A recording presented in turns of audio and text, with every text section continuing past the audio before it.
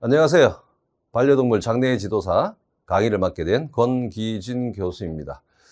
요즘 많은 분들이 이런 말들을 합니다. 우리나라에는 반려동물이 상당히 많이 증가하고 있다. 그에 따라서 반려동물과 관련된 산업들이 점점 더 전망이 좋아질 것이다 라는 이런 말들이죠. 여러분들이 생각하실 때에 우리나라의 수많은 반려견 또는 반려동물 관련된 이런 업종 중에서 어떤 업종이 가장 전망이 있을 거라고 생각하시는가요? 저는 단언코 반려동물 장래에 관련된 직종이라고 말씀드리고 싶습니다. 왜냐하면요, 우리나라는 2000년대 이전에는 반려동물의 예식, 장래 예식이라는 걸 생각도 못한 이런 문화를 가지고 있었습니다. 하지만 지금은 어떻습니까? 가족화되어 있는 반려동물의 마지막 순간을 사람 못지않은 예우를 갖춰서 보내주고 싶은 이런 마음을 가지고 있죠. 이것은 결국 선택의 문제가 아니라 필수적인 문제라는 거죠. 우리가 필수로 하지 않으면 안 될 직종이 바로 반려동물 장래와 관련된 직종이고, 여러분들은 반려동물 장래 지도사로서 전문성을 갖추고 또 보람되고 자긍심을 가진 이런 직업인으로서 탄생하실 수 있다는 거예요. 그래서 우리는 반려동물이 많다는 것만 가지고 반려동물 산업이 계속 성장한다고 말하는 것은 어폐가 있습니다. 하지만 반려동물 장래에 관련된 업 또는 직종에 종사하는 분들에게는 아주 많은 기회, 또 아주 많은 우리의 역량을 발휘할 수 있는 이런 기회가 무궁무진하다고 볼 수가 있습니다. 그래서 여러분과 제가 10강 동안 수업을 진행하면서 모든 분들이 반려동물 장래 지도사 자격을 획득하시고 또 좋은 직장을 구하실 수 있기를 응원드리겠습니다. 고맙습니다. 안녕하세요. 반려동물 장래 지도사 자격과정.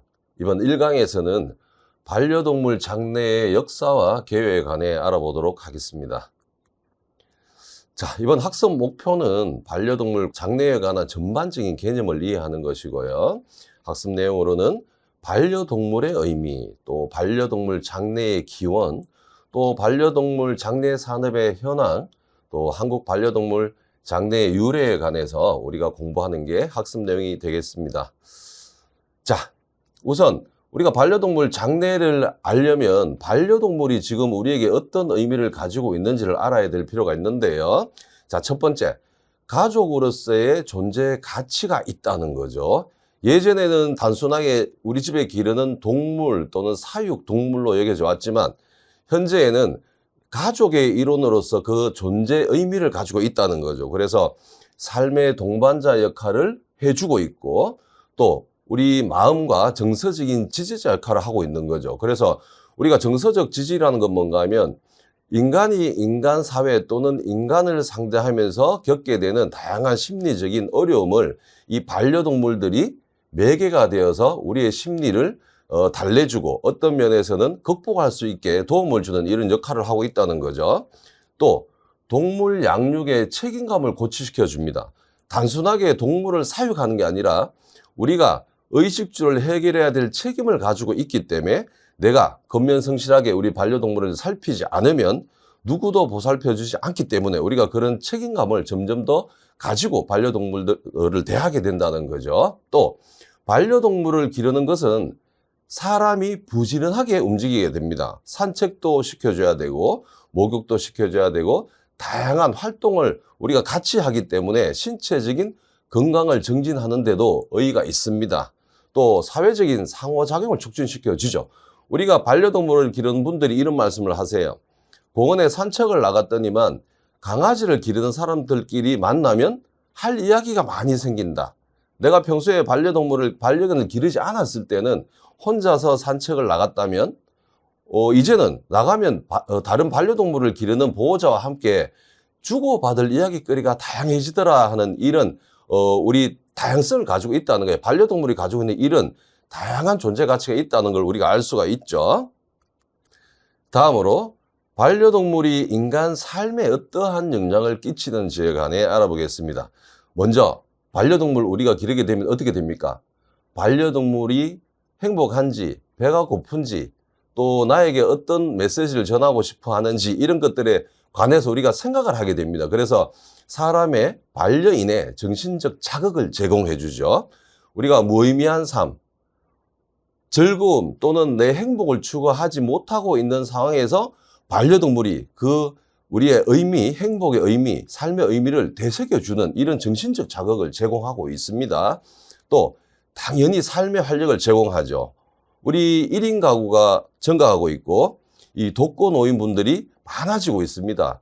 이런 상태에서 반려동물이 가지고 있는 그 에너지는 삶의 활력을 충분히 제공하고 우리가 살아가는 목적을 다시 일깨우게 도와주죠. 또 심리적이거나 신체적인 재활을 지원해 줍니다. 들어보셨을 겁니다. 동물 매개 활동, 동물 매개 교육, 동물 매개 심리 재활, 이런 작업들이 반려동물, 특히 반려견, 반려묘, 이런 우리와 친숙한 반려동물들에 의해서 우리의 심리적인 재활을 돕는 거죠. 자, 시간 관리 능력이 향상돼요. 우리가 일상적인 생활을 했을 때는 그냥 나는 7시에 일어나서 8시에 출근을 하고 저녁 7시에 퇴근한다. 일상적이지만 반려동물을 기르면 어떻게 됩니까? 내가 혼자서 반려동물을 기르는 가구라면 아침 일찍 일어나야 돼요. 급식을 챙겨줘야 되고 또 산책을 시켜줘야 되고 배변을 시켜줘야 되고 조금 더 일찍 또 조금 더 에너지적으로 반려동물에게 시간을 투자하다 보니까 시간 관리 능력이 향상되는 이런 효과를 가져옵니다. 또 사회적인 관계가 형성되죠. 앞에서 말씀드린 상호작용 촉진은 어떤 의미인가 하면 반려동물로 인해서 다른 사람과 주고받는 단순한 형태를 말했지만 여기서 말하는 사회적 관계의 형성이란 말은 반려동물의 하나에 의해서 다양한 커뮤니티 활동을 할 수 있고 또 반려동물과 주고받고 활동을 할 수 있는 다양한 스포츠, 여가 활동이 제공된다는 거죠. 우리가 얼마든지 만들어서 반려동물과 함께 사회적인 관계를 더 활발하게 형성할 수 있다. 또 타인과의 유대관계가 강화됩니다. 타인과의 유대관계는 어떤 관점인가 하면요. 우리가 반려동물을 기르는 사람이라면 다른 반려동물을 기르는 사람을 같이 공감하고 공유하는 측면이 생기고 또 반려동물을 기르지 않는 사람의 측면에서도 반려동물을 기르지 않는 사람들은 나처럼 반려동물을 기르는 사람들은 어떤 관점으로 어떤 시각으로 바라보고 대할까 이런 측면에서 좀 더 배려심이 생길 수 있다는 거죠. 나만 좋은 게 아니라 내가 우리 반려견과 주고받는 삶을 위해서 반려견을 기르지 않는 사람들의 입장도 우리가 고려하는 이런 타인과의 유대적인 생각이 높아진다는 거죠. 자, 반려동물의 장래 기원은 어디서부터 시작됐나? 고대 이집트를 살펴보면요. 고대 이집트 사람들은 고양이를 숭배하는 이런 동물 숭배 사상이 있었습니다. 그래서 동물을 단순하게 사람이 기르다가 서로 헤어지거나 그냥 각자의 삶을 사는 게 아니라 가족이 사망하면 반려동물이 죽었을 때 같이 묻어주는 이런 순장의 풍습을 가지고 있을 거예요. 또 기르던 고양이, 또 개, 다른 새, 이런 다양한 기르던 반려동물을 죽고 난 다음에 미라로 만들어서 장례를 치러주는 영구적으로 살아있기를, 영원히 살아있기를 바라는 이런 마음이었죠. 동물 미라 묘지까지 형성했습니다. 그래서 우리 반려동물이 사망했을 때 단순히 미라를 만들고 매장하는 게 끝이 아니라 다른 반려동물들, 남의 반려동물들과 공동적인 이런 묘지에 묻어주는 이런 풍습이 있었다는 거죠. 자, 다음으로 고대 그리스와 로마에서도 개와 인간의 동반자 의식이 강했다고 전해집니다. 그래서 우리나라 같으면 예전 우리 선조들은 그런 생각을 하지는 못했을 겁니다. 의인화를 할 수 있죠. 의인화. 유교 문화에서 특징적인 것은 뭔가 하면 살아있는 모든 생명체를 인간의 관점으로 생각하는 것인데요. 이 고대 이집트나 그리스, 로마에 비해서는 사람이 반려동물을 동반한다는 이 관념은 약했겠죠. 근데 이 그리스와 로마에서는 개의 무덤을 그때부터 조성하고 있을 거예요. 묘 앞에는 애도문을 적은 묘비까지 설치하는 이런 문화를 가지고 있었다. 자, 다음으로 현재 반려동물 장례 산업은 어떤 상황에 있냐, 이 현황을 살펴보면요. 미국의 경우에는 반려동물 화장률이 이제 90%가 넘어가고 있습니다. 예전에는 매장 문화가 많았겠죠. 근데 지금은 이제 화장률이 높아지고 거의 90%를 넘어가고 있다. 또 반려동물 전용 화장장이 있다. 또 매장률은 계속 감소하고 있는 추세고요. 화장 후에 납골을 하거나 산골은 이제 분쇄한 유골을 뿌려주는 걸 말하죠. 이런 문화들이 이제 일반화되고 있고요. 또 장례식장이 아주 많습니다. 장례식장 수와 화장장 수가 비례하는 건 아닙니다. 화장만 하는 이런 시설이 있고 장례를 동시에 치르는 시설이 있기 때문에 이 화장장을 기준으로 따지면요. 대략 1000개 가까이 된다. 장례식장의 수는 500개를 넘는다라고 추산되고 있습니다. 화장 비용은 미국의 경우에 화장만 할 경우에 100에서 300달러 선이다. 이거는 이제 뭐 몸무게 뭐 이런 거에 따라서 차이가 나겠죠. 이제 우리가 지금 뭐 달러와 이제 환율을 따지면 뭐 1,400 뭐 몇십 원대이기 때문에 십수만 원에서 뭐 한 30, 40만 원 정도가 이 화장 비용으로 이 지출된다라고 볼 수 있습니다. 자, 다음으로 영국인데요. 영국은 화장률이 75%가 넘는다고 되어 있습니다. 이건 이제 미국보다는 화장률이 다소 떨어지지만 세계적으로 보면 상당히 높은 상태에 있습니다. 반대로 매장률은 25%를 미만 머물고 있는데 점점 감소하는 추세에 있겠죠. 자, 반려동물 전용 묘지가 운영되고 있습니다. 또 화장 후에 미국과 마찬가지로 납골 또는 상골하는 문화를 가지고 있고요. 장례식장과 화장장 수는 최소 300에서 400개. 이거는 이제 장례식장이 사실 화장장에 비해서 숫자가 적기 때문에 이제 최소 장례식장은 300개를 넘고 화장장까지 합하면 400개 정도가 된다라고 볼 수 있습니다.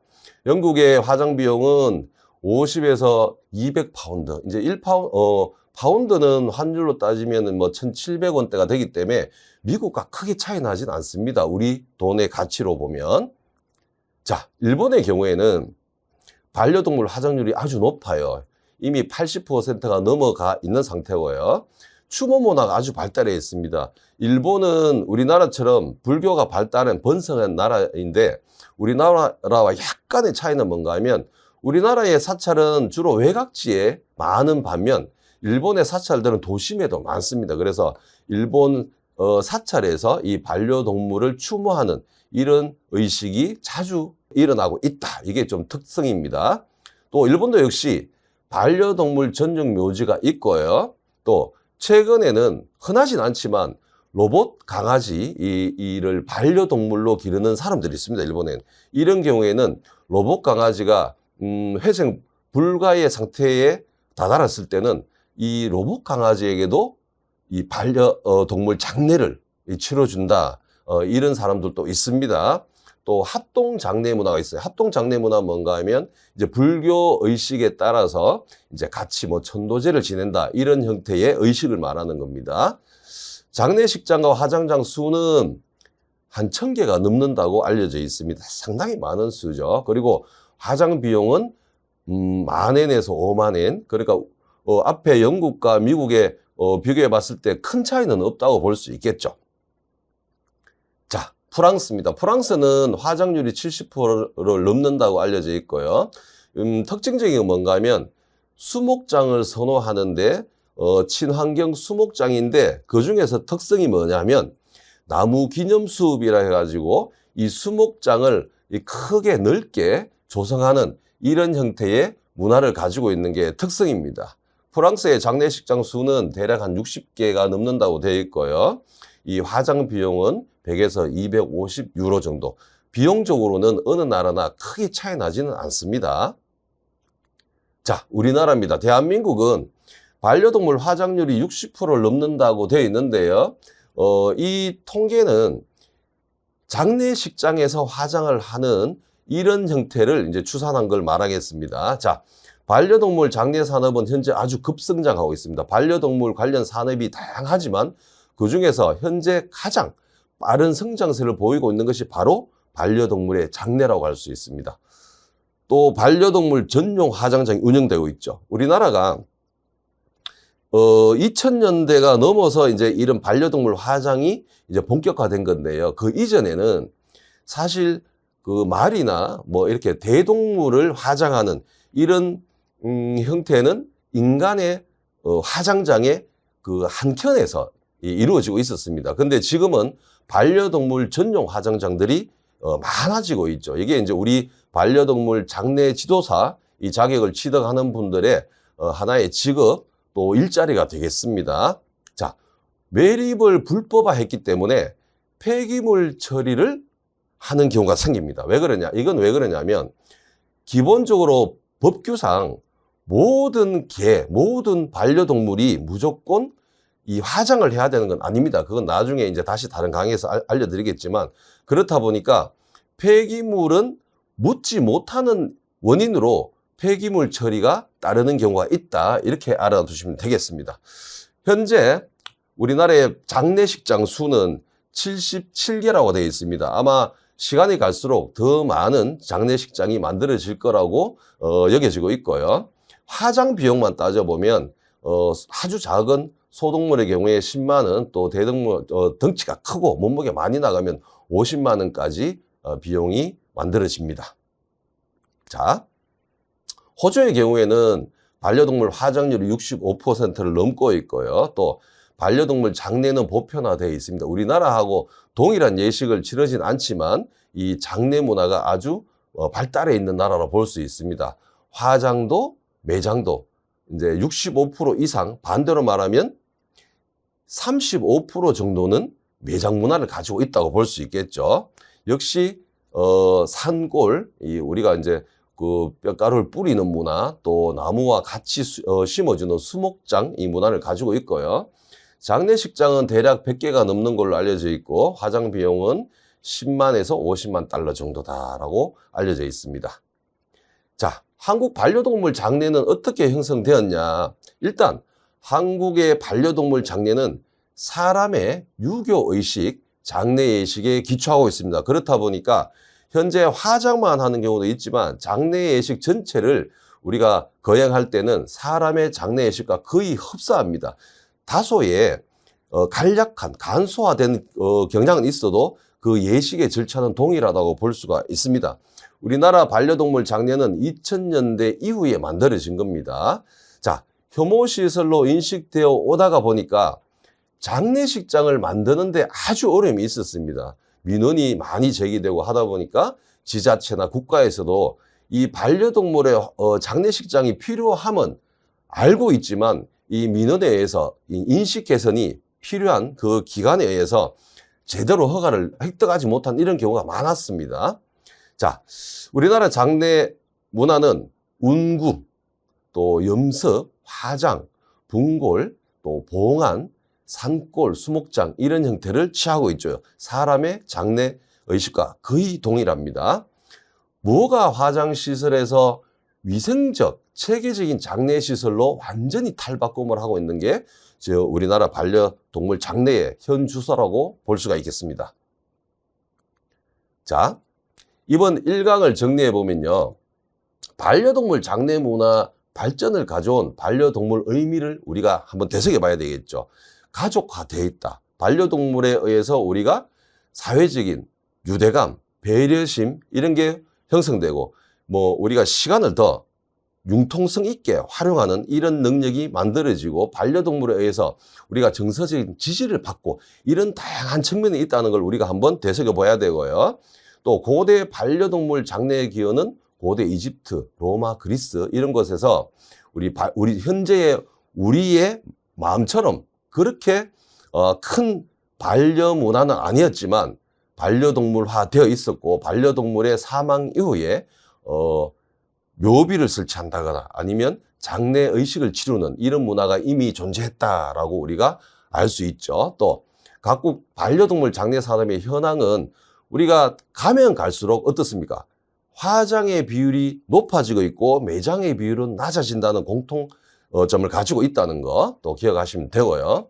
또 한국 반려동물 장례의 형성과 발달 과정은 우리가 사람 장례 예식에 기초하고 있고 2000년대 이후에 화장장이 반려동물 전용 화장장이 만들어지고 점차 화장 문화, 장례 예식이 증가하고 있는 추세다라고 우리가 되새겨 볼 수 있겠습니다. 1강은 여기까지고요. 또 다음 2강에서 뵙겠습니다.